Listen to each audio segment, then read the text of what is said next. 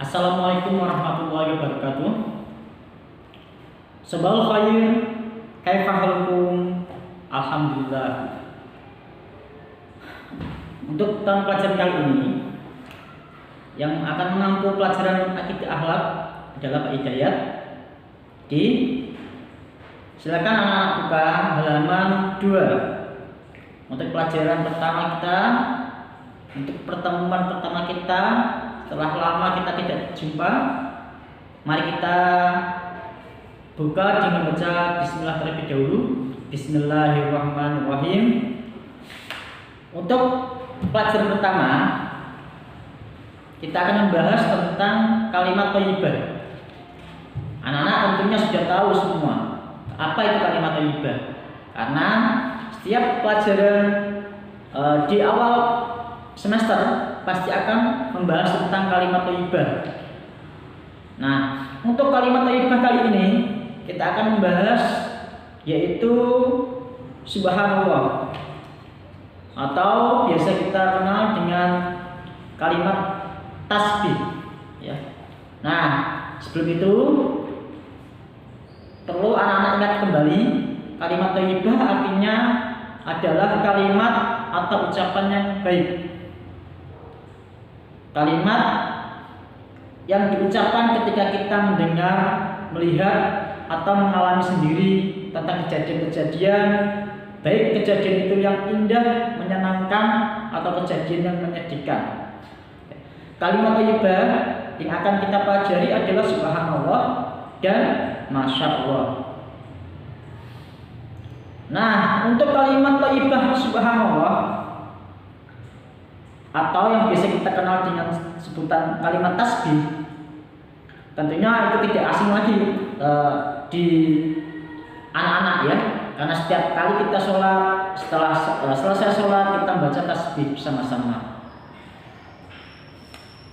Kalimat tasbih mengandung penyucian pada zatnya Allah, penyucian nama Allah, karena yang maha suci adalah Allah. Semua yang ada di langit dan di bumi semuanya bertasbih kepada Allah, baik makhluk manusia, tumbuhan, hewan, semuanya bertasbih kepada Allah.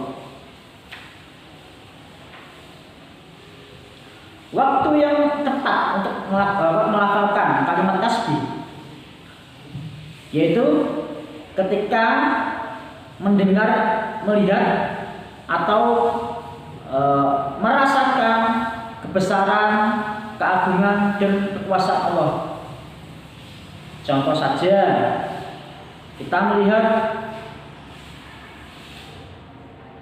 kebesaran Allah, kita melihat langit yang indah, langit yang cerah, awan yang hebat ya, awan yang hitam, ada yang putih, indah. Nah, senja yang menguning, itu semua kebesaran Allah. Melihat kekuasaan Allah Subhanahu wa taala yang mengejutkan, misalnya ketika mendengar petir ya, ketika hujan terus mendengar tepiran menggelegar ya, yang membuat kita kaget, kita ucapkan subhanallah. Karena petir, kilat, dan badai itu merupakan kebesaran Allah, bukti bahwa Allah itu maha besar, maha kuasa. Berzikir setelah sholat 5 waktu, tentunya kita sudah sangat terbiasa melakukannya ya, melakukan zikir setiap habis sholat. Kalau di sekolah kita biasa setelah sholat kita membaca subhanallah berapa kali? Ya, 11 kali ya. 11 kali kita membaca tasbih. Mengingat imam ketika lupa rukun ya, ketika dalam sholat imam kelupaan meninggalkan rukun atau melewatkan rukun sholat. Contoh,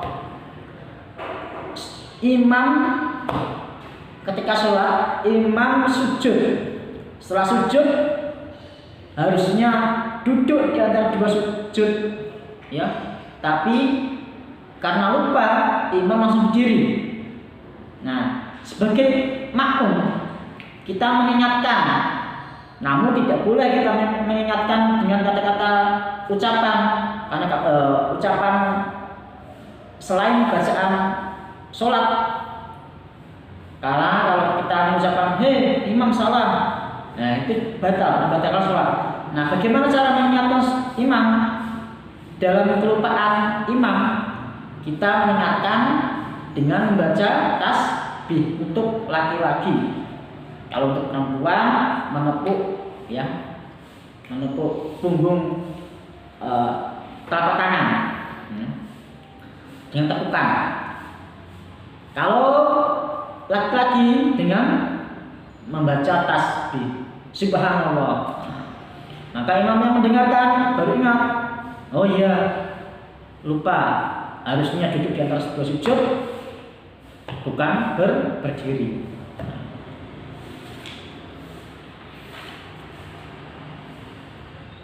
Hikmah melafalkan kalimat thayyibah subhanallah.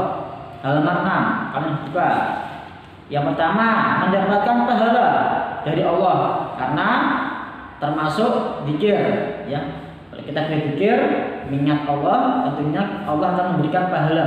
Yang kedua, membuat kita semakin dekat kepada Allah. Karena berzikir itu mengingat Allah, tentunya akan menambah keimanan kita lebih dekat kepada Allah. Nomor 3, akan dicintai oleh Allah Subhanahu wa taala dan Rasulnya, ya. Tentunya kalau kita sering berzikir, mengingat Allah, tentunya Allah akan menyukai, ya, dicintai oleh Allah dan dicintai oleh Rasulullah. Yang keempat, akan mempertebal keimanan, ya, menambah keimanan. Ya, selanjutnya sampai akan kita bahas kalimat Masya Allah. Sampai sini kalian paham semua, ya? Itu arti kalimat thayyibah Masya Allah.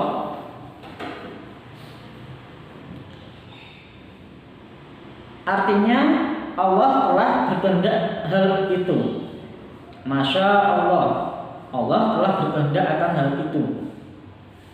Kalimat Masya Allah dilafalkan ketika dapat melihat atau merasakan kekaguman kepada Allah, kagum akan ciptaan Allah, kagum akan keesaan Allah, kebesaran Allah. Kalau tadi subhanallah untuk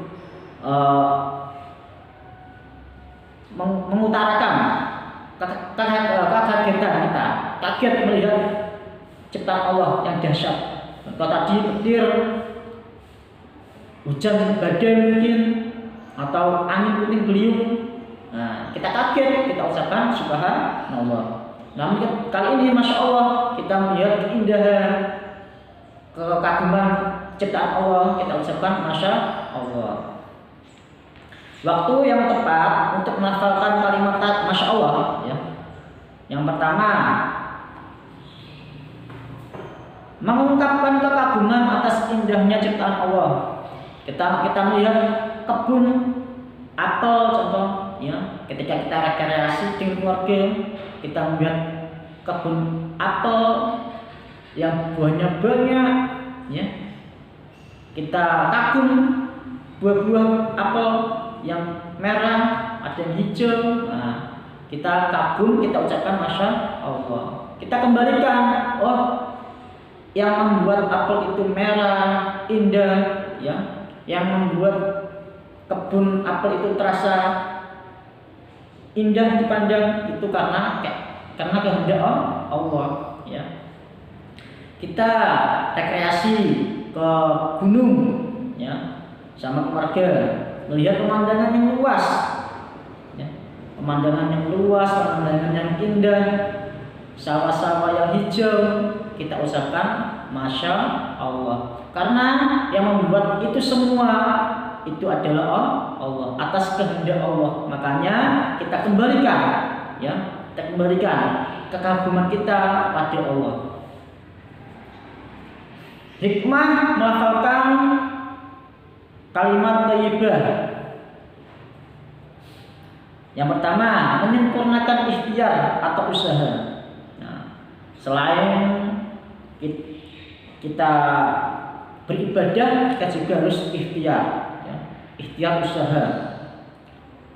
Karena usaha doa tanpa usaha bohong. Doa tanpa ikhtiar bohong. Ikhtiar tanpa doa sombong. Ulangi, ikhtiar tanpa doa sombong. Kalau doa tanpa ikhtiar bohong, ya. Nah, ini harus seimbang antara ikhtiar dan doa. Yang kedua itu bertawakal. Setelah menyelesaikan usaha dan berdoa dengan maksimal, kita bertawakal, berserah diri kepada Allah. Setelah usaha kita tawakal. Setelah tawakal kita sabar.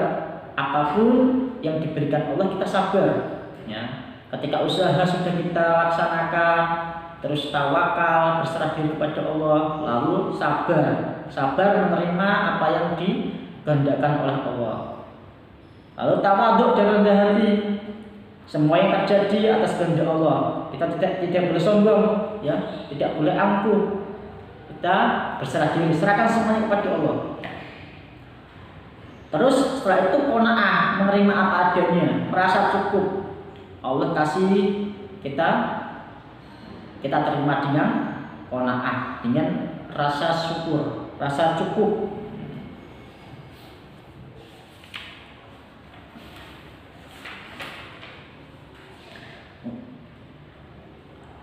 Jadi Pak Guru akan ulas kembali materi kali ini tentang subhanallah dan masya Allah. Kalau subhanallah itu untuk mengekspresikan kekaguman kita atas, ketakjiban kita atas kebesaran Allah, ya. Contoh tadi kaget melihat awan puting beliung atau petir, ya, atau badai, melihat tsunami yang dahsyat.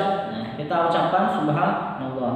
Kalau kita melihat keindahan ciptaan Allah, melihat kagum melihat ciptaan Allah yang luar biasa, contoh melihat pemandangan, melihat gunung yang menjulang, awan, melihat matahari terbit dan terbenam, kita kagum, kita ucapkan masya Allah. Kita melihat ladang yang luas, taman bunga mungkin, ya, kita melihat taman bunga, kita ucapkan masya Allah. Karena yang membuat bunga itu indah, bermekaran itu Allah, atas kehendak Allah. Nah, itu untuk materi kali ini kita cukupkan. Kita akan bertemu lagi di pelajaran akidah akhlak materi selanjutnya. Cukup sekian dari Pak Hidayat. Kurang lebihnya minta maaf. Assalamualaikum warahmatullahi wabarakatuh.